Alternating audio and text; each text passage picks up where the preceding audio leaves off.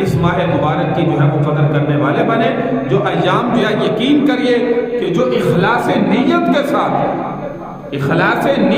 ساتھ جو مسلمان رمضان کے روزے رکھتے ہیں، جن کی خواہش ہوتی ہے کاش زندگی میں رمضان کا مہینہ آئے، اور بڑے ہمارے بزرگ بیچارے بوڑھے بھی جو رمضان کا روزہ جان بوجھ کر نہیں چھوڑتے، بیماری ہو پھر بھی نہیں چھوڑتے، تراویح کا قیام بھی نہیں چھوڑتے، ایک خواہش ہوتی ہے کہ رمضان کا مہینہ آئے، جب آتا ہے تو اس کی قدر کرتے ہیں۔ لیکن بہت سے نوجوان ایسے دیکھے ہیں رمضان کا مہینہ بھی آیا، اس کے باوجود کوئی اثر نہ ہوا۔ رمضان کا مہینہ بھی آیا، نہ دن کو روزہ رکھا، نہ تراویح کا قیام کیا، جی ہم سارا دن جی کام پہ ہوتے ہیں، جی ہمارا کام ہے، جی شام کو کام سے گھر میں آئے، اب جی تھکے ہوئے ہیں، جی ہم نے جی سونا ہے۔ تو یہ میرے بھائی پورے سال کی روٹین ہے، اس ایک مہینے میں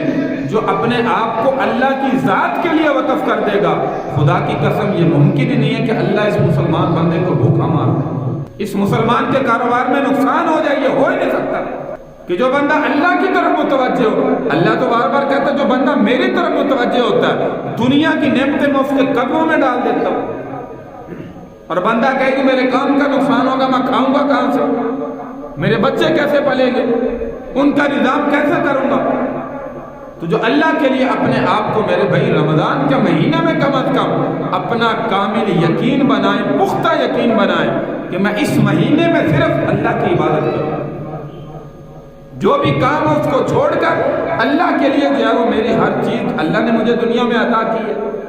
مال و دولت، پیسہ، گاڑی، بنگلہ، جائیداد، جو کچھ بھی ہے، جتنا بھی میری ملکیت میں ہے، یہ تو اللہ نے عطا کیا۔ دنیا چھوڑ کے جاؤں گا، کوئی چیز لے کے تو نہیں جاؤں گا، یہ دنیا کی دنیا میں رہے گی۔